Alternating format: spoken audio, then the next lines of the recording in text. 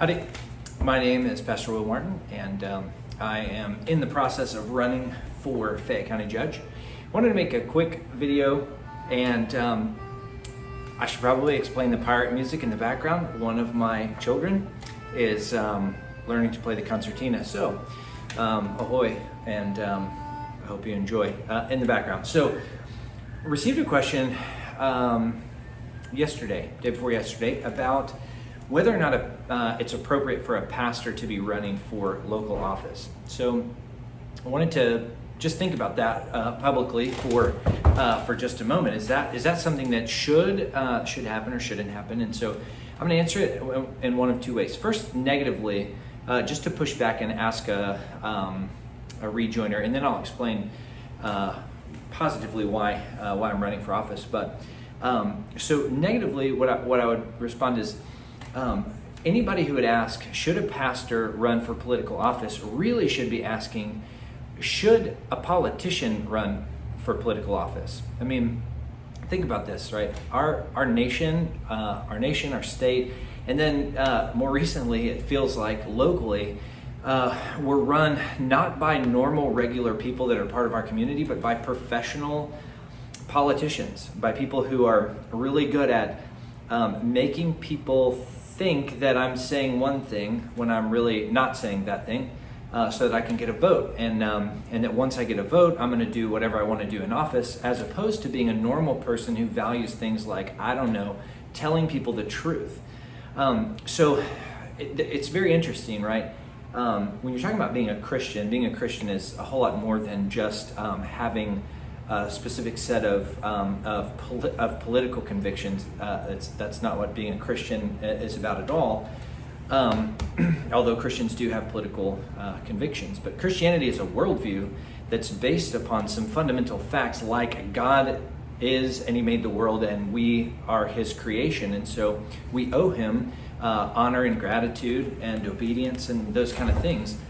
And so what's strange to me as a Christian, when I hear things like should Christians run for office, or should pastors run for office, there seems to be this mentality that what voters want to hear when any what we might call robust Christian runs for political office, what we expect of them is, when they're running, we expect them to say, hey, listen, I'm a Christian, but me being a Christian is not going to impact the way that I govern, or the decisions that I make. I can sort of set that aside. This is my private life, but when I get into the public sphere, like, I can set those things aside. And I would just say, one, I don't think that's a possibility. Every single person has a worldview, and every single person reasons from that worldview and tries to be consistent with that worldview. And so, one, I don't think that's a possibility. But two, why would we think that that's a good thing?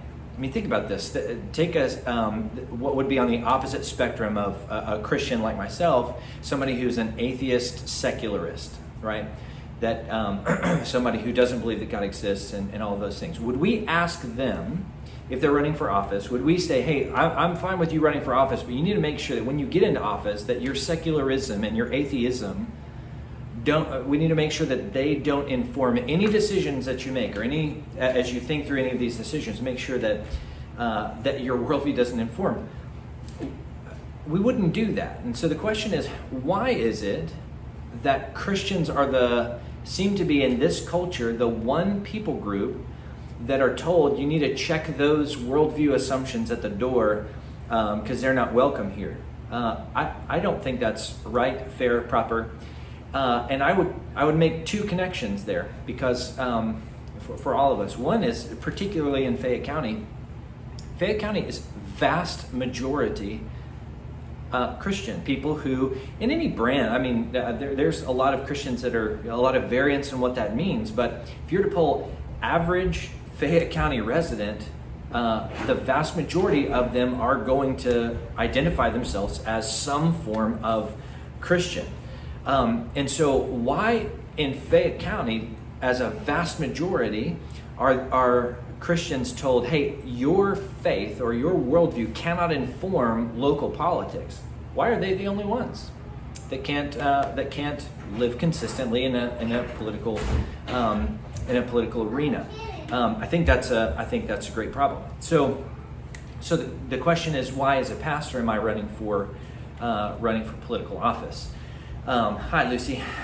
So the short answer there is, as a pastor, I think Jesus is Lord. As a Christian, I think Jesus is Lord. And then as a pastor, my job is to shepherd people. And what I'm watching in our culture, I'm watching hey, Judah Mack, he's in his skeleton PJs. I'm not sure what time it is, but let's not ask pesky questions. He's homeschooled after all. Anyway, I'm a pastor, and I believe that Jesus has commanded Christians to go disciple the nations, and that means letting our light shine. Jesus said nobody lights a light and then puts it under a bushel, but we make it public. And it's very interesting that as a nation, just like in Fayette County, as a nation we're vast majority Christian. The vast majority of Americans still claim to be some form of Christian, but nationally those Christians are told, but your worldview can't inform your politics. And it's very interesting because when that started to become the case, we witnessed this rise in what some people call unfortunate things, what Christians call evil. We have witnessed a rise in things like taxation, a rise in violent crimes, a rise in all of these various things, and that happens to coincide with Christians being told your worldview is not welcome here. I think that's a problem. And so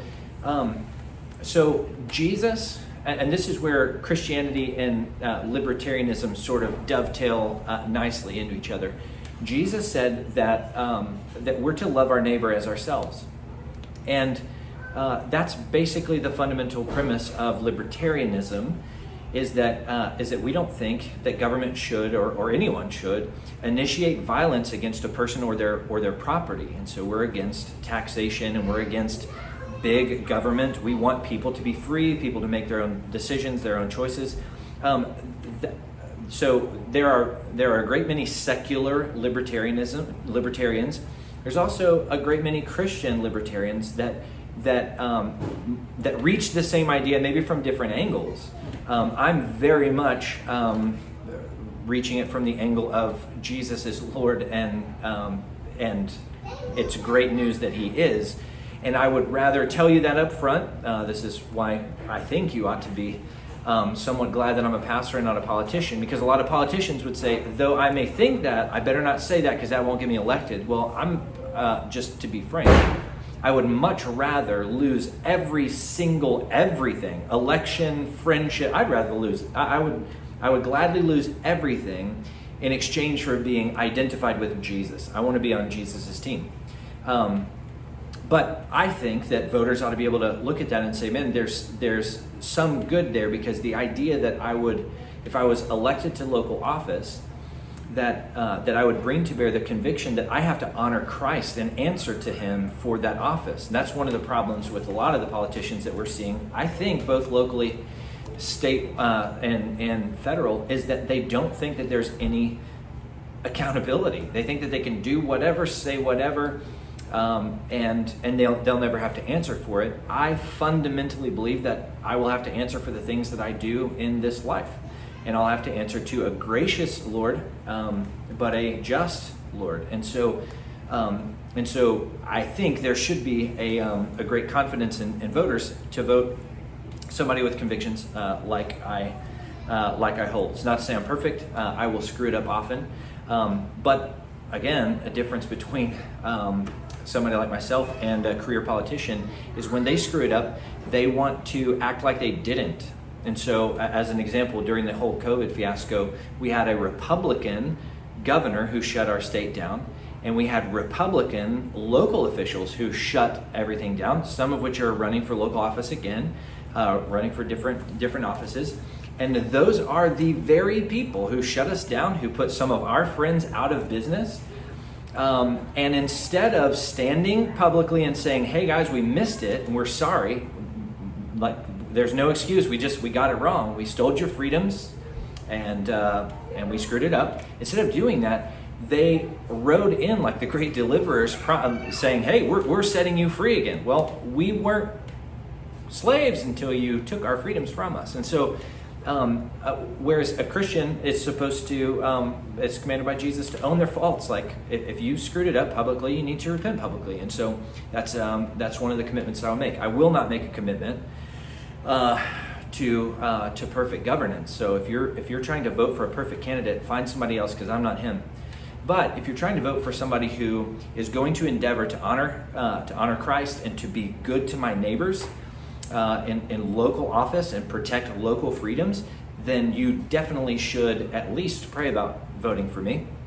And I give you my solemn promise that if I ever do anything to either dishonor the Lord or dishonor my neighbor or be unloving to my neighbor, I will gladly publicly own that and ask for your forgiveness, because that's what Christians do. So I'm trying to think if there's anything else that I need to say to you. Probably so, but not right now. It's already 11 minutes. So God bless you, and consider voting for me. Pray about whether or not to vote for me, and we will change the world starting local in the name of Jesus. All right, God bless you. Bye-bye. But I did want to add, there's one thing in particular. I talked a lot about being a Christian and why it's appropriate that Christians would run for office. But what I didn't talk about is for those people in Fayette County who hear all that and say, well, Christians are vast majority, and that they would say, but I'm not a Christian, and so what does that mean for me? Why would I ever vote for you if you're just saying Christians are supposed to live publicly and bless their neighbors? What I would say is that any American, regardless of your worldview, regardless if you claim to be a Christian or claim not to be a Christian, most people in America, if you say, are you for something like religious liberty? Is that something that you value? Most Americans are going to say, yes, I do. Whether they believe that God exists or not, they think that people ought to be free to worship as they see fit. And so I would just like to point out, that is a Christian idea. If anybody likes freedom of speech, like raise your hands, class. Are you for freedom of speech, or do you think that the government ought to control speech? If you're for freedom of speech, I'm very much for freedom of speech. My hand is in the air.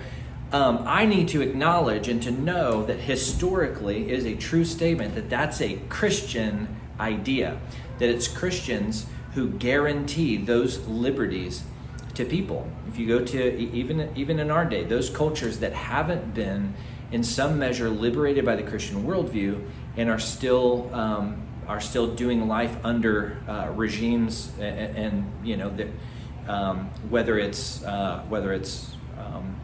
some of the Middle Eastern countries where they have the Muslim religion is their religion, that you do not have free speech in those countries. They'll say, yeah, you have free speech, and then they'll caveat it by, so long as your thoughts and your words are in accordance with the book of Quran. That's not free speech.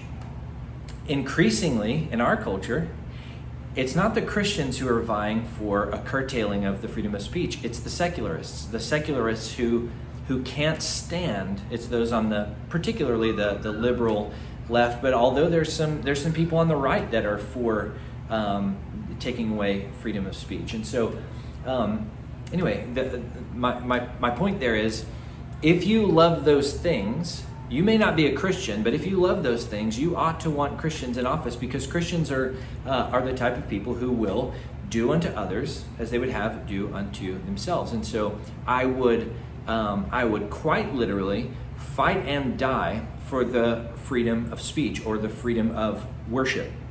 Those are things that are non-negotiable.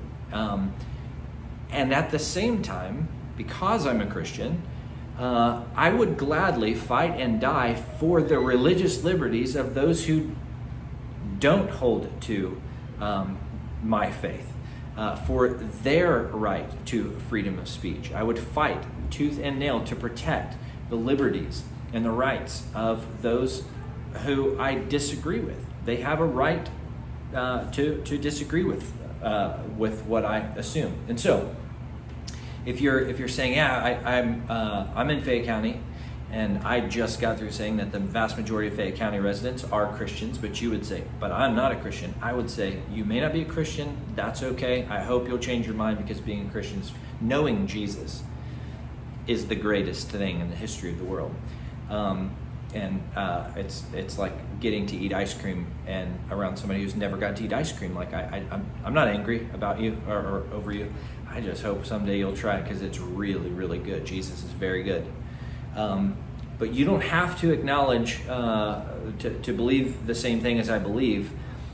You should want, though, whether it's me or somebody else, you should want biblical Christians in office locally and state level and nationally, because they will be the ones who will refuse to let people steal freedoms from you. So just wanted to add that 4.5 minute PS. All right, God bless you.